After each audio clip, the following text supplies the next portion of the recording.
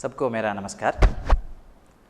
10वीं कक्षा के तृतीय भाषा हिंदी पाठ्यपुस्तक की दूसरा भाग पूरक वाचन में दूसरा पठ्य है सत्य की महिमा। इस सत्र में सत्य की महिमा इस गद्यांश के बारे में हम जानकारी प्राप्त करने वाले हैं। ಮಕ್ಕಳೇ, ಪ್ರಾರಂಭದಲ್ಲಿ ಒಂದು ಚಂದದ ಕಥೆಯನ್ನು ಕೇಳುವ. ಬಹಳ ಹಿಂದಿನ ಕಾಲದಲ್ಲಿ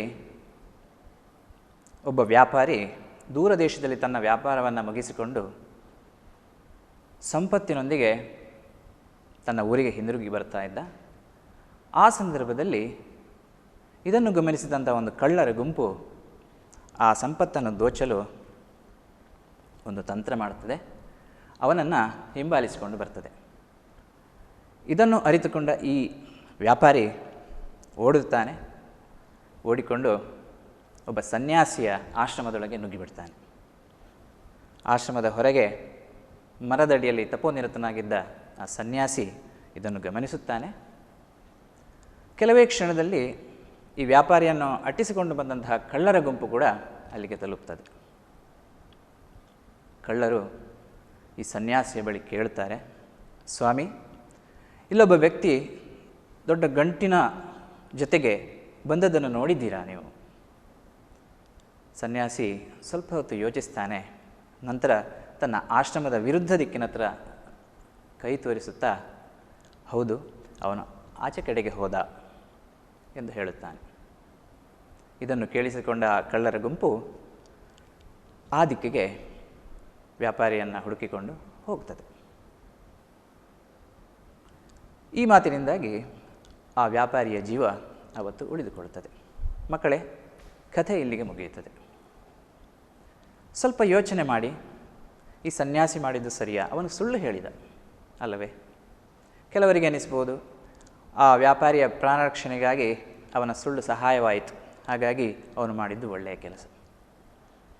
ಏನೇ ಇರಲಿ, ನಾವೀಗ ನಮ್ಮ ಪಾಠದ ಕಡೆಗೆ ಬರುವ. ಇಲ್ಲಿ ಸತ್ಯ ಕಿ ಮಹಿಮಾ, ಇಲ್ಲಿ ಈ ಎಲ್ಲ ವಿಚಾರಗಳನ್ನು ನಾವು ತಿಳ್ಕೊಳ್ಳುವ. पृष्ठ संख्या 163 कृपया देखिए।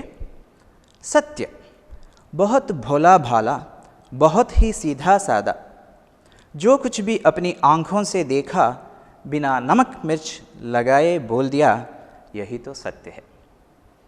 देखिए, बहुत सुंदर व्याख्या। सत्य क्या होता है? बहुत भोला भाला, ಬಹಳ ಮುಗ್ಧತೆಯಿಂದ ಇರುವಂಥದ್ದು.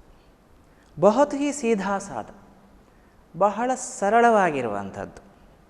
ಜೋ ಕುಚ್ ಬಿ ಅಪ್ನಿ ಆಂಖೋಂ ಸೆ ದೇಖ, ನಮ್ಮ ಕಣ್ಣಿನಿಂದ ನಾವು ಏನನ್ನು ನೋಡ್ತೇವೆ ಅದನ್ನು ಬಿನಾ ನಮಕ್ ಮಿರ್ಚ್ ಲಗಾಯೇ ಬೋಲ್ ದಿಯಾ, ಯಾವುದೇ ಉಪ್ಪು ಮೆಣಸು, ಉಪ್ಪು ಖಾರ ಸೇರಿಸದೆ ಅದನ್ನು ಹಾಗೆಯೇ ಹೇಳಿದಾಗ ಅದು ಸತ್ಯ. ಉಪ್ಪು ಮೆಣಸು ಸೇರಿಸುತ್ತಂದರೆ ನಮಗೆ ಗೊತ್ತಿದೆ, ಮಸಾಲೆ ಅಂತ ಹೇಳ್ತಾರೆ. ನಾವು ನಮ್ಮದೇ ಆದ ಕೆಲವು ವಿಷಯಗಳನ್ನು ಅದಕ್ಕೆ ಸೇರಿಸಿ ಬಿಡ್ತೇವೆ. ನಾವು ನೋಡಿದ್ದನ್ನು ಇನ್ನೊಬ್ಬರಿಗೆ ಹೇಳುವುದಕ್ಕಿಂತ ಮೊದಲು ಈ ಥರ ಸೇರಿಸಿದಾಗ ಅದು ಬೇರೆ ರೀತಿ ಪರಿವರ್ತನೆ ಆಗುವ ಸಂಭವವಿದೆ. ಮಕ್ಕಳೇ, ಬಹುಶಃ ನಿಮಗೆ 8ನೇ ತರಗತಿಯಲ್ಲಿ ಮಿರ್ಚಿ ಮಸಾಲ ಅಂತ ಹೇಳುವ ಒಂದು ಪಾಠವನ್ನು ನೀವು ಗಮನಿಸಿರ್ಬೋದು. ಅಲ್ಲಿ ಯಾವ ರೀತಿ ಮಾತು ಹೀಗೆ ಮಸಾಲೆ ಸೇರಿಸುವುದರಿಂದ ಏನೆಲ್ಲ ಅನರ್ಥಗಳಾಗ್ತದೆ ಅಂತ ಹೇಳುವುದನ್ನು ನೀವು ಕಂಡುಕೊಂಡಿರ್ಬೋದು. ಹಾಗಾಗಿ ಅದನ್ನು ಸೇರಿಸದೆ ಹೇಳಿದಾಗ ಅದು ಯಹಿತೋ ಸತ್ಯ ಹೇ, ಸತ್ಯ ಅಂತ ಹೇಳೋದು ಅಷ್ಟೇ. ಕಿತನಾ ಸರಳ, ಎಷ್ಟು ಸರಳವಾದ ವ್ಯಾಖ್ಯೆ. ಸತ್ಯ ದೃಷ್ಟಿ ಕಾ ಪ್ರತಿಬಿಂಬ ಹೇ, ನಾವು ಏನು ನೋಡ್ತೇವೆ ಅದರ ಪ್ರತಿಬಿಂಬ, ನಾವು ನೋಡಿದ್ದರ ಪ್ರತಿಬಿಂಬವೇ ಸತ್ಯ. ಜ್ಞಾನ ಕಿ ಪ್ರತಿಲಿಪಿ ಹೇ, ಜ್ಞಾನದ ಪ್ರತಿಬಿಂಬ. ಅಷ್ಟೇ ಅಲ್ಲ, ಆತ್ಮ ಕಿ ವಾಣಿ ಹೇ, ನಮ್ಮ ಮನಸ್ಸಿನ ಮಾತು. ಸತ್ಯ ನಾವು ನೋಡಿದ್ದನ್ನು ಇನ್ನೊಬ್ಬರಿಗೆ ತಲುಪಿಸುವುದರ ಮಧ್ಯದಲ್ಲಿ ನಮ್ಮ ಆತ್ಮ ಅದನ್ನು ವಿಮರ್ಶಿಸುತ್ತದೆ. ಆಗ ಅದರಲ್ಲಿ ಬದಲಾವಣೆ ಆಗುವ ಸಂದರ್ಭ ಇರ್ತದೆ. ಹಾಗಾಗಿ ಬದಲಾವಣೆ ಇಲ್ಲದೇ ಇರುವಂಥದ್ದೇ ನಿಜವಾದ ಆತ್ಮಸಾಕ್ಷಿಯನ್ನು ನಾವು ಬೇರೆಯವರಿಗೆ ತಿಳಿಸುವಂಥದ್ದು. सत्यवादिता के लिए साफ सुथरा मन चाहिए, ಏಕ್ झूठ साबित करने के लिए हज़ारों झूठ बोलने पड़ते हैं. ಸತ್ಯವಾದಿತ, ಸತ್ಯವನ್ನೇ ನಾವು ಹೇಳಬೇಕು ಅಂತ ಇದ್ದರೆ ಅದಕ್ಕೆ ಸ್ವಚ್ಛವಾದ ನಿರ್ಮಲವಾದ ಮನಸ್ಸು ಬೇಕು. ಏಕ್ झूठ साबित करने के लिए, ಒಂದು ಸುಳ್ಳು ನಾವು ಹೇಳಿದೆವು ಅಂತ ಆದರೆ ಅದನ್ನು ಸತ್ಯ ಅಂತ ಸಾಬೀತುಪಡಿಸಲಿಕ್ಕೋಸ್ಕರ ನಾವು ಹಲವಾರು ಸುಳ್ಳುಗಳನ್ನು ಹೇಳ್ತಾ ಹೋಗಬೇಕಾಗ್ತದೆ. ಒಂದು ಘಟನೆ ನಾನು ಇಲ್ಲಿ ಹೇಳಿಬಿಡ್ತೇನೆ ಮಕ್ಕಳೇ. ಒಬ್ಬ ವಿದ್ಯಾರ್ಥಿ ಒಂದು ಸಲ ಶಾಲೆಗೆ ಹೋಗದೆ ನೇರವಾಗಿ ಕಡಲ ಕಿನಾರೆಗೆ ವಿಹಾರಕ್ಕೆ ಹೋಗ್ತಾನೆ. ಅಲ್ಲಿ ನೋಡುವುದನ್ನೆಲ್ಲ ನೋಡಿ ಶಾಲೆಗೆ ಹೋಗಿರುವುದಿಲ್ಲ ಅವನು ಗಮನಿಸಿ. ಸ್ವಲ್ಪ ಬೇಗ ಮನೆಗೆ ತಲುಪಿಬಿಡ್ತಾನೆ. ಮನೆಯಲ್ಲಿ ಸಹಜವಾಗಿ ಕೇಳ್ತಾರೆ, ಏನಪ್ಪ ಇವತ್ತು ಬೇಗ ಬಂದಿದೆಯಾ, ಶಾಲೆ ಬೇಗ ಬಿಟ್ರಾ? ಹೌದಪ್ಪ ಶಾಲೆ ಬಿಟ್ಟರು. ಗಮನಿಸಿ, ಒಂದು ಸುಳ್ಳು ಹೇಳಿದವನು. ಹಾಗೆ ಅಪ್ಪ ಸುಮ್ಮನಾದರು. ಆದರೆ ಇವನ ದುರದೃಷ್ಟ ಅಂತ ಹೇಳಬೇಕು, ಸ್ವಲ್ಪ ತಡವಾಗಿ ಅವನ ಮಿತ್ರ, ಪಕ್ಕದ ಮನೆಯ ಅವನ ಮಿತ್ರ ಅದೇ ಶಾಲೆಯಲ್ಲಿ ಕಲಿತಾ ಅಂತಿರುವವ ಬರ್ತಾ ಇರ್ತಾನೆ. ಅಪ್ಪ ಅದನ್ನು ಗಮನಿಸಿ ಅವನ ಹತ್ರ ಕೇಳ್ತಾರೆ, ಏನಪ್ಪ ಶಾಲೆ ಬೇಗ ಬಿಟ್ಟಿತ್ತಲ್ಲ, ನೀನು ಯಾಕೆ ತಡ ಆಯಿತು ಅಂತ. ಇಲ್ಲ ಅಂಕಲ್, ಸರಿಯಾದ ಸಮಯಕ್ಕೆ ಬಿಟ್ಟಿದ್ದಾರೆ, ಬೇಗ ಏನು ಬಿಡಲಿಲ್ಲ ಅಂತ. ನೋಡಿ, ಈಗ ಈ ಶಾಲೆ ತಪ್ಪಿಸಿದ ಹುಡುಗನ ಹತ್ರ ಅಪ್ಪ ವಿಚಾರಿಸುವಾಗ ಅವನು ಇನ್ನೊಂದು ಸುಳ್ಳನ್ನು ಹೇಳಬೇಕಾಗ್ತದೆ ಅಲ್ವಾ. ಹೀಗೆ ಸುಳ್ಳಿನ ಸರಪಳಿ ಮುಂದುವರಿಯುತ್ತಾ ಹೋಗ್ತದೆ. ಒಂದು ಸುಳ್ಳನ್ನು ನಾವು ರಕ್ಷಿಸಲಿಕ್ಕೋಸ್ಕರ ಇನ್ನಷ್ಟು ಸುಳ್ಳುಗಳನ್ನು ಹೇಳ್ತಾ ಹೋಗ್ತೇವೆ. ಅವ್ರು ಕಹಿ ಪೋಲ್ ಖುಲಿ, ಎಲ್ಲಿಯಾದರೂ ಗುಟ್ಟು ರಟ್ಟಾಯಿತು, ಆಗ ಏನಾಗ್ಬೋದು, ತೋ ಮುಹ್ ಕಾಲಾ ಕರ್ನಾ ಪಡ್ತಾ ಹೇ, ಅಪಮಾನಿತ್ ಹೋನಾ ಪಡ್ತಾ ಹೇ. ನಮಗೆ ಮುಹ್ ಕಾಲಾ ಕರ್ನಾ ಪಡ್ತಾ ಹೇ, ಅವಮಾನ ಆಗಿಬಿಡ್ತದೆ, ನಮಗೆ ನಾಚಿಕೆ ಆಗ್ತದೆ ಅಲ್ವಾ. ಹಾಗಾಗಿ किसी को परेशान करने, दुखी करने के उद्देश्य से सत्य बोलना नहीं चाहिए. ಯಾರಿಗಾದರೂ ತೊಂದರೆ ಕೊಡಬೇಕು ಅಥವಾ ಯಾರನ್ನಾದರೂ ಹಾಸ್ಯ ಮಾಡಬೇಕು, ಆ ದೃಷ್ಟಿಯಿಂದ ನಮಗೆ ಯಾವತ್ತೂ ನಾವು ಸತ್ಯವನ್ನು ಹೇಳಬಾರದು. ಕಾನೆ ಉದಾಹರಣೆ ಕೊಡ್ತಾರೆ ನೋಡಿ, ಕಾನೆ ಕೋ ಕಾನಾ ಕಹ ಕರ್ ಪುಕಾರ್ನಾ ಯಾ ಲಂಗಡೆ ಕೋ ಉಸ್ ಜೈಸಿ ನಕಲ್ ಕರ್ ದಿಖಾನಾ ಸಚ್ ಬೋಲ್ನಾ ನಹಿ ಹೋತಾ. ಒಬ್ಬ ಕಿವುಡನನ್ನು ನೀನು ಕಿವುಡ, ನೀನು ಕೆಪ್ಪ ಅಂತ ಹೇಳಿ ಅವನ ಎದುರಿಗೆ, ಅದು ಸತ್ಯವೇ ಆಗಿರಬಹುದು, ಆದರೆ ಅದನ್ನು ನಾವು ಹೇಳುವುದು ಅವನ ಮನಸ್ಸಿಗೆ ನೋವುಂಟು ಮಾಡುತ್ತದೆ. ಹಾಗಾಗಿ ನಾವು ಕಠೋರವಾದ ಸತ್ಯಗಳನ್ನು ಹೇಳಬಾರದು, ಇನ್ನೊಬ್ಬರ ಮನಸ್ಸಿಗೆ ನೋವಾಗುವಂಥ ಸತ್ಯವನ್ನು ಹೇಳಬಾರದು. ಅದೇ ರೀತಿ ಲಂಗಡೇಕೋ ಉಸ್ ಜೈಸಿ ನಕಲ್ ಕರ್ ದಿಖಾನ, ಒಬ್ಬ ಕುಂಟನಿಗೆ ಅವನ ಹಾಗೆ ನಕಲು ಮಾಡಿ ತೋರಿಸುವಂಥದ್ದು, ಅದು ಕೂಡ ಸರಿಯಲ್ಲ. ಯಹ ತೋ ಸಿರ್ಫ್ ಛೇಡ್ನಾ ಹುವ, ಅದು ಸತ್ಯ ಹೇಳುವುದು ಅಂತ ಹೇಳೋದಿಲ್ಲ, ಬದಲಿಗೆ ಕೀಟಲೆ ಮಾಡುವುದು ಅಂತ ಹೇಳ್ತಾರೆ. ಅದಕ್ಕೆ ಇಸ್ ಬಾತ್ ಕೋ ಶಾಸ್ತ್ರ ಮೇ ಯೋ ಸಮಜಾಯ ಗಯಾ ಹೈ. ಇದೇ ವಿಚಾರವನ್ನು ನಮ್ಮ ಶಾಸ್ತ್ರಗಳಲ್ಲಿ, ನಮ್ಮ ಗ್ರಂಥಗಳಲ್ಲಿ ಈ ಥರ ಹೇಳಿದ್ದಾರೆ ನೋಡಿ. ಬಹಳ ಸುಂದರವಾದ ಒಂದು ಸಂಸ್ಕೃತ ಸೂಕ್ತಿ ಇದೆ ಇಲ್ಲಿ. ಸತ್ಯಂ ಬ್ರೂಯಾತ್ ಪ್ರಿಯಂ ಬ್ರೂಯಾತ್ ನಾ ಬ್ರೂಯಾತ್ ಸತ್ಯಮಪ್ರಿಯಂ. ಅಂದರೆ ಸತ್ಯವನ್ನು ಹೇಳಬೇಕು ಅಂತ ನಿಮಗೆ ಇದ್ದರೆ ಅದು ಬೇರೆಯವರಿಗೆ, ಇತರರಿಗೆ ಪ್ರಿಯವಾದ ಸತ್ಯವೇ ಆಗಿರಲಿ. ಅಂದರೆ ಪ್ರಿಯವಾದ ಸತ್ಯವನ್ನೇ ಹೇಳಿ. ಅಪ್ರಿಯ ಸತ್ಯ ಮತ್ತು ಬೋಲು, ಅಪ್ರಿಯವಾದ ಸತ್ಯವನ್ನು ಹೇಳಬೇಡಿ.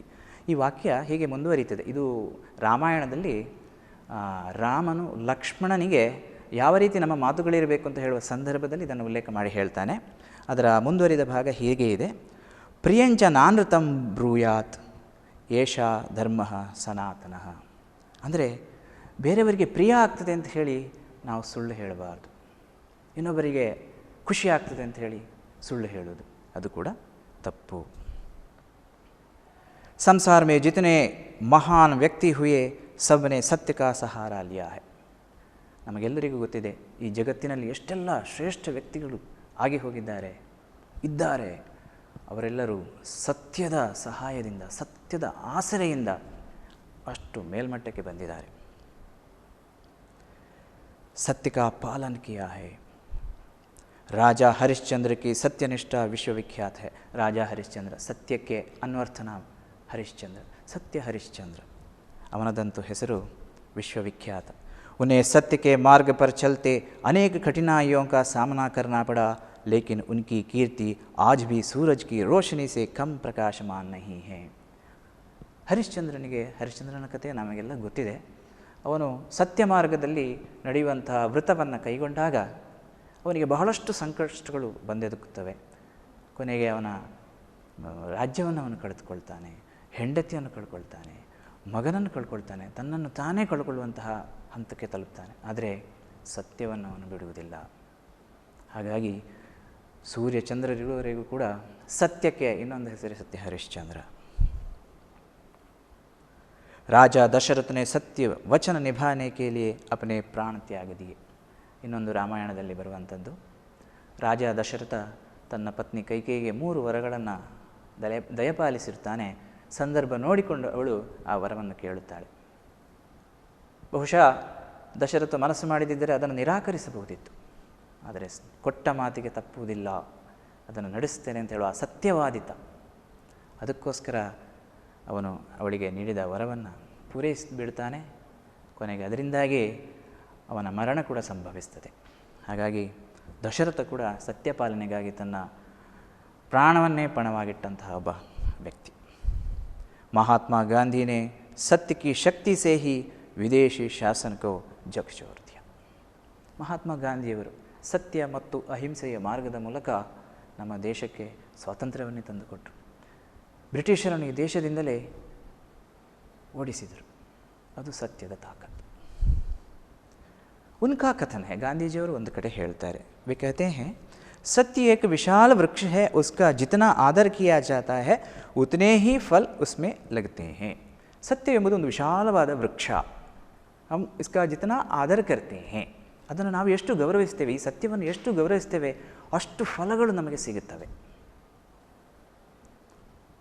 ಉನ್ಕಾ ಅಂತ್ ನಹಿ ಹೋತಾ. ಅನಂತ ಫಲಗಳನ್ನು ಕೊಡ್ತದೆ. ಸತ್ಯಕ್ಕೆ ಸಾವಿಲ್ಲ. ಸತ್ಯ ಬೋಲ್ನೆ ಕಿ ಆದತ್ ಬಚಪನ್ ಸೇ ಹಿ ಡಾಲ್ನಿ ಚಾಹಿಯೆ ಅಲ್ವಾ. ಸತ್ಯ ಹೇಳುವ ಅಭ್ಯಾಸ ಬಾಲ್ಯದಿಂದಲೇ ನಾವು ಮಕ್ಕಳಲ್ಲಿ ಬೆಳೆಸಬೇಕು. ಸತ್ಯ ಅಂತ ಹೇಳೋದು ಒಂದು ಬಹಳ ಉನ್ನತವಾದ ಮಾನವೀಯ ಮೌಲ್ಯ.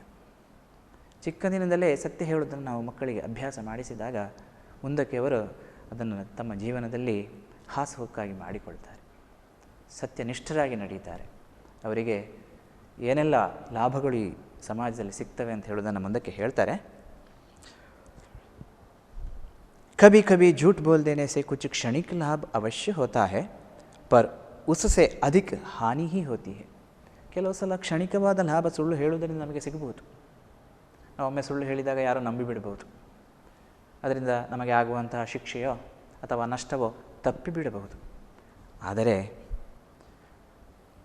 ಉಸಸೆ ಅಧಿಕ ಹಾನಿ ಹಿ ಹೋತಿ ಹೇ. ಭವಿಷ್ಯದಲ್ಲಿ ಅದರಿಂದ ನಮಗೆ ತೊಂದರೆಯೇ ಜಾಸ್ತಿ ಇರುವಂಥದ್ದು. ಕ್ಷಣಿಕ್ ಲಾಭ ವಿಕಾಸಕ್ಕೆ ಮಾರ್ಗಕ್ಕೆ ಲಿಯೆ ಬಾಧಾ ಬನ್ ಜಾತಾ ಹೈ. ವ್ಯಕ್ತಿಗೆ ವಿಕಾಸದ ಮಾರ್ಗದಲ್ಲಿ ಈ ಕ್ಷಣಿಕ ಲಾಭ ಅಂತ ಹೇಳೋದಿದೆಯಲ್ಲ, ಅದು ತಡೆಯಾಗಿ ನಿಲ್ತದೆ. ऊपर तक नहीं जा सकता. ವ್ಯಕ್ತಿತ್ವ ಕುಂಠಿತ ಹೋತಾ ಹೈ. ಅವನ ವ್ಯಕ್ತಿತ್ವವೇ ಕುಂಠಿತವಾಗ್ತದೆ. ಒಬ್ಬ ಮನುಷ್ಯ ಸಮಾಜದಲ್ಲಿ ಒಂದು ಸಲ ಸುಳ್ಳುಗಾರ ಅಂತ ಅವನು ಪ್ರೂವ್ ಆದಾಗ ನಂತರ ಜನ ಅವನು ನಂಬುವುದಿಲ್ಲ. ಅವನ ಮೇಲೆ ಯಾರು ಭರವಸೆ ಇಡುವುದಿಲ್ಲ, ವಿಶ್ವಾಸ ಇಡುವುದಿಲ್ಲ. ಹಾಗಾಗಿ ಅವನ ಏಳಿಗೆಗೆ ಅವನ ಈ ಸ್ವಭಾವವೇ ಅಡ್ಡಿಯುಂಟು ಮಾಡುವಂತಹ ಸಂದರ್ಭ ಬರ್ತದೆ. झूठ बोलने वालों से लोगों का विश्वास उठ जाता है ना. वो जो हमेशा झूठ बोलता है इस पर कोई विश्वास नहीं करते हैं. उनकी उन्नति के द्वार बंद हो जाता है. वह उन्नति की ओर बढ़ नहीं सकता, बढ़ नहीं पाता. ನಾವು ಗಮನಿಸಿದ್ದೇವೆ, ನಮ್ಮ ದೇಶದಲ್ಲಿ ಇಂತಹ ವ್ಯಕ್ತಿಗಳು ಕೂಡ ಇದ್ದಾರೆ. ಮೋಸದಿಂದಲೇ ಜೀವನ ನಡೆಸಿ ಬಹಳ ಉನ್ನತಿಯನ್ನು ಸಾಧಿಸಿರ್ಬೋದು. ಆದರೆ ಅದು ಕ್ಷಣಿಕ. ಜನಗಳ ಮನಸ್ಸಿನಲ್ಲಿ ಅವರು ಯಾವಾಗ ಸುಳ್ಳುಗಾರರು, ನಂಬಿಕೆಗೆ ಅನರ್ಹರು ಅಂತ ಹೇಳುವ ವಿಚಾರ ಬರ್ತದೋ ಆ ನಂತರ ಅವರ ಅವನತಿ ಪ್ರಾರಂಭ ಆಗಿಬಿಡ್ತದೆ. ಇದು ಸತ್ಯದ ತಾಕತ್ತು. ಸತ್ಯ ಕಿ ಮಹಿಮಾ ಅಪಾರ ಹೇ. ಸತ್ಯದ ಮಹಿಮೆ ಅಪಾರವಾದದ್ದು. ಸತ್ಯ ಮಹಾನ್ ಅವರ ಪರಮ ಶಕ್ತಿಶಾಲಿ ಹೇ. ಸತ್ಯವೆಂಬುದು ಬಹಳ ಶಕ್ತಿಶಾಲಿಯಾದದ್ದು ಮತ್ತು ಉನ್ನತವಾದದ್ದು. ಸಂಸ್ಕೃತ ಕಿ ಸೂಕ್ತಿ ಹೇ. ಸಂಸ್ಕೃತದಲ್ಲಿ ಒಂದು ಸೂಕ್ತಿ ಇದೆ, ಸತ್ಯಮೇವ ಜಯತೆ ನಾನೃತಂ. ಇದು ಮಾಂಡೂಕೋಪನಿಷತ್ ನಲ್ಲಿ ಬರುವಂತಹ ಒಂದು ಮಾತು. ಇದರ ಅರ್ಥ ಸತ್ಯ ಕಿ ಹಿ ವಿಜಯ ಹೋತಿ ಹೇ, ಅಸತ್ಯ ಕಿ ನಹಿ. ಬಹುಶಃ ನಮ್ಮ ರಾಷ್ಟ್ರೀಯ ಲಾಂಛನ ಅದರಲ್ಲಿ ಕೂಡ ದೇವನಾಗರಿ ಲಿಪಿಯಲ್ಲಿ ಇದನ್ನೇ ಬರೆದಿದ್ದಾರೆ. ಸತ್ಯಮೇವ ಜಯತೆ. ಸತ್ಯವೇ ಗೆಲ್ಲುವುದು, ಅಸತ್ಯ ಅಲ್ಲ. ಅಂದರೆ ಸತ್ಯಕ್ಕೆ ಸಾವಿಲ್ಲ, ಸುಳ್ಳಿಗೆ ಜಯ ಇಲ್ಲ. ಜಾನ್ ಮ್ಯಾನ್ಸ್ಫೀಲ್ಡ್ ಒಬ್ಬ ಆಂಗ್ಲ ಕವಿ, ಪ್ರಸಿದ್ಧ ಕವಿ.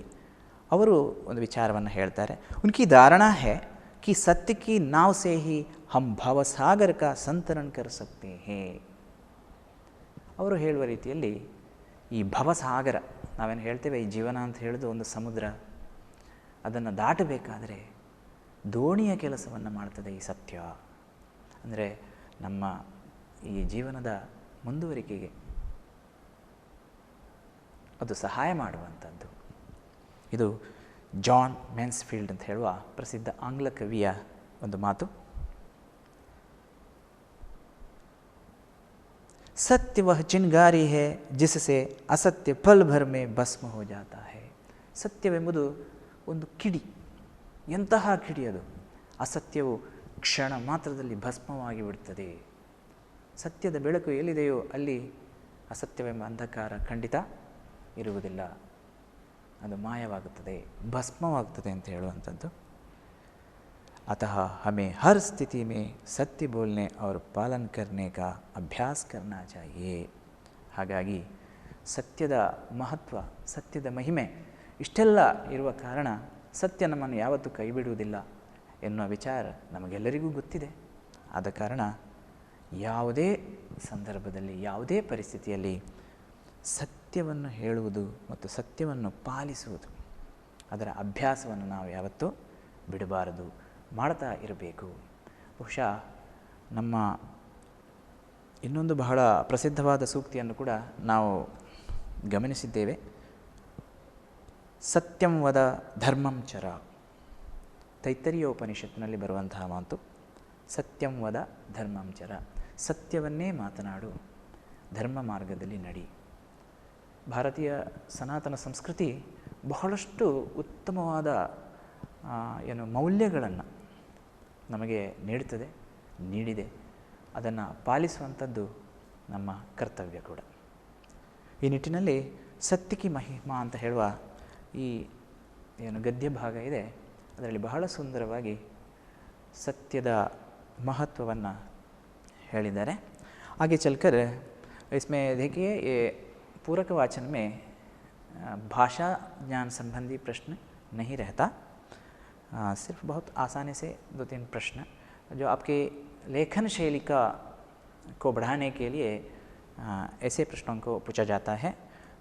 पब्लिक परीक्षा की दृष्टि से 2 अंकों के प्रश्न इससे पूछे जाते हैं. सत्य क्या होता है, उसका रूप कैसे होता है. पहला प्रश्न है सत्य क्या होता है, उसका रूप कैसे होता है. देखिए, सत्य बहुत भोला भाला, बहुत ही सीधा साधा, जो कुछ भी अपनी आँखों से देखा, बिना नमक मिर्च लगाए बोल दिया, यही तो सत्य है. इसका उत्तर बन गया. और दूसरा प्रश्न है झूठ का सहारा लेते हैं तो क्या क्या सहना पड़ता है. जैसे कि हमने पहले ही चर्चा की चुकी है, झूठ का सहारा लेने से क्या क्या कष्ट सहना पड़ता है. देखिए, सत्यवादिता के लिए साफ सुथरा मन चाहिए. एक झूठ साबित करने के लिए हजारों झूठ बोलने पड़ते हैं, और कहीं पोल खुली तो मुंह काला करना पड़ता है, अपमानित होता है. वो झूठ बोलने से जो कष्ट हमें होता है, इसका उत्तर शास्त्र में सत्य बोलने का तरीका कैसे समझाया गया है. शास्त्र में सत्य बोलने की तरीका, जैसे कि एक संस्कृत उक्ति सत्यम ब्रूयात प्रियम ब्रूयात न ब्रूयात सत्यम अप्रियम. अर्थात सच बोलो जो दूसरों को प्रिय लगे, अप्रिय सत्य मत बोलो. अप्रिय सत्य मत बोलो, वही इसका उत्तर है. और चौथा प्रश्न, संसार के महान व्यक्तियों ने सत्य का सहारा लिया है. सोदाहरण समझाइए. हम जानते हैं इधर बहुत सारे लोगों का, जैसे कि राजा हरिश्चंद्र. देखिए, राजा हरिश्चंद्र की सत्यनिष्ठा विश्वविख्यात है. उन्हें सत्य के मार्ग पर चलते अनेक कठिनाइयों का सामना करना पड़ा, लेकिन उनकी कीर्ति आज भी सूरज की रोशनी से कम प्रकाशमान नहीं है। इसी तरह राजा दशरथ सत्य वचन निभाने के लिए अपने प्राण तक त्याग दिए। महात्मा गांधी ने भी सत्य की शक्ति से ही विदेशी शासन को झकझोर दिया। ये सारे लोग सत्य हरिश्चंद्र, महात्मा गांधी, राजा हरिश्चंद्र, इन उदाहरणों के साथ हम इतिहास में या संसार के महान व्यक्ति जो सत्य का सहारा लिया है उनका उल्लेख यहाँ हुआ है। इनका आप उद्धरण कर सकते हैं। और पांचवा प्रश्न इधर दिया गया है, महात्मा गांधी का सत्य की शक्ति के बारे में क्या कथन है। जैसे कि महात्मा गांधी कहते हैं, सत्य एक विशाल वृक्ष है, उसका जितना आदर किया जाता है उतना ही फल उसमें लगते हैं, उनका अंत नहीं होता। इसके साथ साथ हम यह भी जोड़ सकते हैं, सत्य और अहिंसा के मार्ग पर ही चलकर वे विदेशी शासन को झकझोर देते हैं और इसका फल भी उन्हें बहुत उत्तम रूप से मिलता है। और छठा प्रश्न है, झूठ बोलने वालों की हालत कैसी होती है। जैसे कि हम पहले ही देख चुके हैं, एक झूठ साबित करने के लिए हज़ारों झूठ बोलना पड़ता है, ये वाक्य आप जोड़ सकते हैं।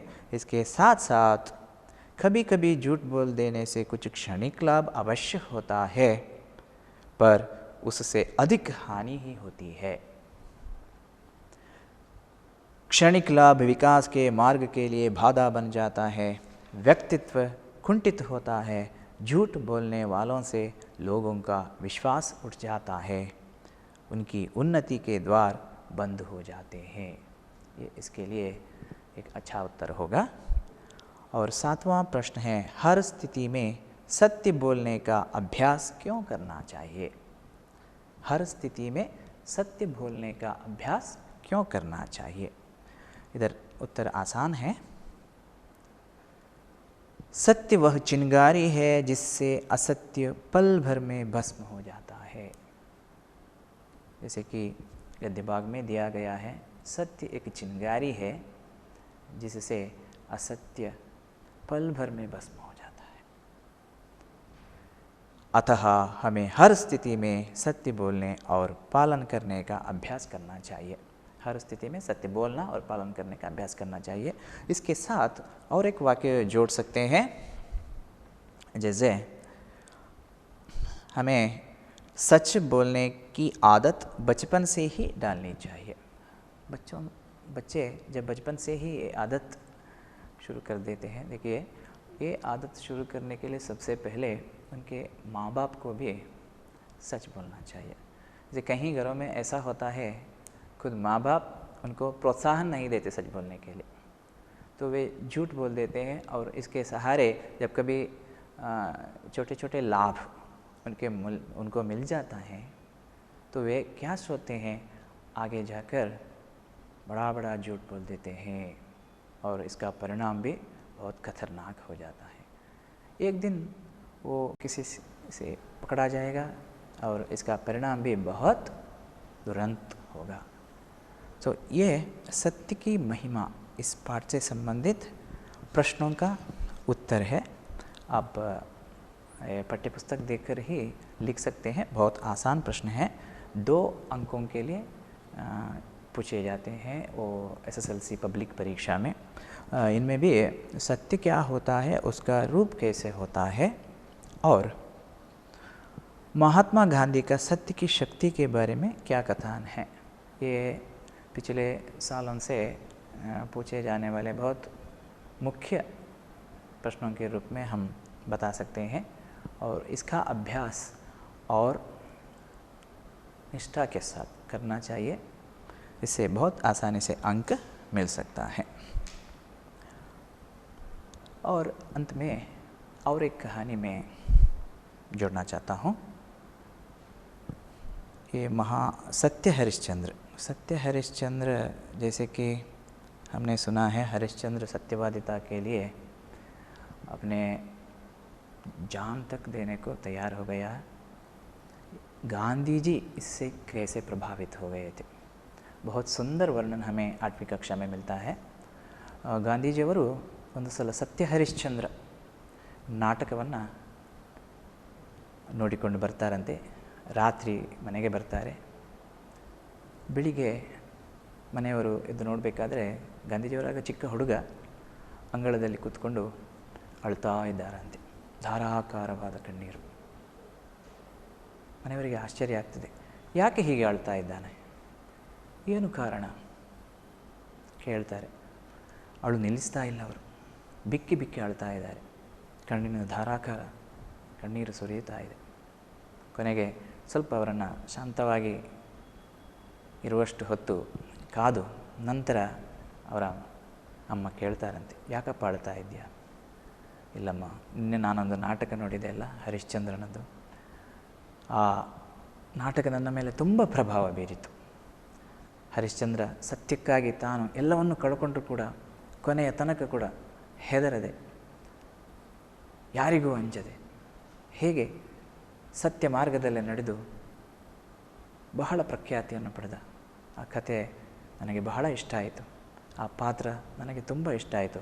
ಅವನ ಕಷ್ಟವನ್ನು ನೆನೆಸಿ ನೆನೆಸಿ ನನಗೆ ಈಗ ದುಃಖ ಬರ್ತಾ ಇದೆ, ಕಣ್ಣೀರು ತಡಿಲಿಕ್ಕೆ ಆಗ್ತಾ ಇಲ್ಲ. ನೋಡಿ, ಗಾಂಧೀಜಿಯವರು ಹೇಳ್ತಾರೆ ಮುಂದಕ್ಕೆ, ನಾನು ಇನ್ನು ಮುಂದಕ್ಕೆ ಯಾವತ್ತೂ ತಪ್ಪಿಯೂ ಕೂಡ ಎಂಥ ಸಂದರ್ಭ ಬಂದರೂ ಕೂಡ ಸುಳ್ಳು ಹೇಳುವುದಿಲ್ಲ, ಸತ್ಯ ಮಾರ್ಗದಲ್ಲಿ ನಡುತ್ತೇನೆ, ನನ್ನ ಜೀವನ ಪೂರ್ತಿ ನಾನು ಸತ್ಯವಾದಿಯಾಗಿ ಇರುತ್ತೇನೆ. ಗಾಂಧೀಜಿಯವರ ಜೀವನದಲ್ಲಿ ಇಂತಹ ಹಲವಾರು ವಿಚಾರಗಳು ನಮಗೆ ತುಂಬ ಪ್ರೇರಣೆಯನ್ನು ಕೊಡುವಂಥದ್ದು. ಸತ್ಯವಾದಿತ್ವಕ್ಕೆ ನಮ್ಮ ಇತ್ತೀಚೆಗಿನ ನಮ್ಮ ಉದಾಹರಣೆ ಮಹಾತ್ಮ ಗಾಂಧೀಜಿಯವರು. ಸ್ವಾತಂತ್ರ್ಯ ಹೋರಾಟದ ಸಂದರ್ಭದಲ್ಲಿ ಕೂಡ ಅವರು ಯಾವುದೇ ವ್ಯಕ್ತಿಗಳ ಜೊತೆ ಮೋಸ ಕಪಟದ ಜೊತೆ ಅವರು ಸಹಯೋಗವನ್ನು ಮಾಡಲಿಲ್ಲ, ಅದರ ಜೊತೆಗೆ ಯಾವುದೇ ರೀತಿಯ ಹೊಂದಾಣಿಕೆಯನ್ನು ಮಾಡಲಿಲ್ಲ. ಅವರ ಗುರಿ ಒಂದೇ ಆಗಿತ್ತು, ಭಾರತಕ್ಕೆ ಸ್ವಾತಂತ್ರ್ಯವನ್ನು ದೊರಕಿಸಿಕೊಡುವಂಥದ್ದು. ಅಂಥದ್ದೇ ಒಂದು ಸಂದರ್ಭ ಅವರ ಜೀವನದಲ್ಲಿ ಬರುವಂಥದ್ದು. ಬಾಲ್ಯಕಾಲದಲ್ಲಿ ಅವರು ತರಗತಿಯಲ್ಲಿ ಇರುವಾಗ, ಬಹುಶಃ ನಮ್ಮ 8ನೇ ತರಗತಿಯ ವಿದ್ಯಾರ್ಥಿಗಳಿಗೆ ಆ ಪಾಠ ಕಥೆ ಸ್ವಲ್ಪ ನೆನಪಿರ್ಬೋದು, ಒಮ್ಮೆ ನೆನಪಿಸಿಕೊಡ್ತೇನೆ ನಾನು ಅಷ್ಟೇ. ಅವರು ಚಿಕ್ಕ ತರಗತಿಯಲ್ಲಿರುವಾಗ ಒಂದು ಸಲ ಶಿಕ್ಷಣಾಧಿಕಾರಿಗಳು ಬರುತ್ತಾರೆ, ಬಂದು ಉಕ್ತ ಲೇಖನವನ್ನು ಕೊಡ್ತಾರೆ, ಡಿಕ್ಟೇಷನ್ ಅಂತ ಹೇಳ್ತೇವೆ. ಇವರು ಕ್ಯಾಟಲ್ ಅಂತ ಹೇಳುವ ಒಂದು ಶಬ್ದವನ್ನು ತಪ್ಪಾಗಿ ಬರೀತಾರೆ, ಅದರ ಸ್ಪೆಲ್ಲಿಂಗ್ ತಪ್ಪಾಗಿ ಬರೀತಾರೆ, ಉಳಿದವರು ಸರಿಯಾಗಿ ಬರೆದಿರ್ತಾರೆ. ಆಗ ಶಿಕ್ಷಕರು ಆಚೆ ಈಚೆ ತಿರುಗಾಡ್ತಾ ಇದ್ದವರು ಇವರ ಈ ತಪ್ಪನ್ನು ಗಮನಿಸ್ತಾರೆ, ಮೆಲ್ಲ ಅವರಿಗೆ ಸೂಚನೆ ಕೊಡ್ತಾರೆ, ಪಕ್ಕದವನನ್ನು ನೋಡಿ ಸರಿ ಮಾಡಿಕೋ ಅಂತ. ಆದರೆ ಗಾಂಧೀಜಿಯವರು ಹೇಳ್ತಾರೆ ಆ ಸಂದರ್ಭದಲ್ಲಿ, ಇಲ್ಲ, ನಾನು ಬರೆದದ್ದು ತಪ್ಪಲ್ವ, ಹಾಗೆಯೇ ನಾನು ಇನ್ನೊಬ್ಬನದನ್ನು ನೋಡಿ ಬರೆದಾಗ ಅದು ಅನ್ಯಾಯ, ನಾನು ಸತ್ಯವನ್ನೇ ಹೇಳಬೇಕು ಅಂತ ಹೇಳಿ ನಿರ್ಧಾರ ಮಾಡಿದವ, ಯಾವತ್ತೂ ಕೂಡ ಇಂಥ ವಂಚನೆ ನಾನು ಮಾಡುವುದಿಲ್ಲ, ನನಗೆ ಗೊತ್ತಿಲ್ಲದೇ ಇದ್ದ ಕಾರಣ ನಾನು ತಪ್ಪು ಬರೆದಿದ್ದೇನೆ, ಮುಂದಕ್ಕೆ ಸರಿ ಮಾಡಿಕೊಳ್ಳುತ್ತೇನೆ, ಹಾಗಂತ ಅವನ ಸಹಾಯವನ್ನು ಪಡೆದು ನಾನು ಅದನ್ನು ತಿದ್ದುವುದಿಲ್ಲ ಅಂತ ಹೇಳಿ ಖಂಡಿತವಾಗಿ ಹೇಳಿಬಿಡ್ತಾರೆ. ಇದು ಗಾಂಧೀಜಿಯವರು ಸತ್ಯಕ್ಕೆ ಕೊಟ್ಟಂತಹ ಮಹತ್ವ. ಆ ಚಿಕ್ಕ ಪ್ರಾಯದಲ್ಲಿಯೇ ಅವರು ಯಾವ ರೀತಿ ಸತ್ಯವಾದಿಯಾಗಿದ್ದರು, ಎಂದೆಂದಿಗೂ ಸತ್ಯದ ಸಹಾಯದಿಂದ ಮುನ್ನಡೆಯುತ್ತೇನೆ ಅಂತ ಹೇಳುವ ಛಲವನ್ನು ಹೊಂದಿದ್ರು ಅಂತ ಹೇಳೋದಕ್ಕೆ ಬಹಳ ಒಂದು ಒಳ್ಳೆಯ ಉದಾಹರಣೆ. ವಿದ್ಯಾರ್ಥಿಗಳೇ, ಇದೆಲ್ಲ ಗಮನಿಸಿದಾಗ ನಮಗೆ ಅನಿಸುವುದೇನಂತ ಹೇಳಿದರೆ, ನಾವು ಸತ್ಯವಾದಿಗಳಾಗಿ ಮುನ್ನಡೆದಾಗ ಯಾವತ್ತೂ ಕೂಡ ಜೀವನದಲ್ಲಿ ನಮಗೆ ಸೋಲೆಂಬುದು ಬರುವುದಿಲ್ಲ. ಸತ್ಯಕಿ ಮಹಿಮಾ, ಈ ಪಾಠದಿಂದ ನಾವೊಂದಷ್ಟು ಸತ್ಯ ಮಾರ್ಗದಲ್ಲಿ ನಡೀಲಿಕ್ಕೆ ಪ್ರೇರಣೆ ನಾವು ಪಡೆದುಕೊಂಡರೆ ಎಲ್ಲರಿಗೂ ಒಳ್ಳೆಯದಾಗಬಹುದು ಅಂತ ಅನಿಸಿದೆ. ಧನ್ಯವಾದ.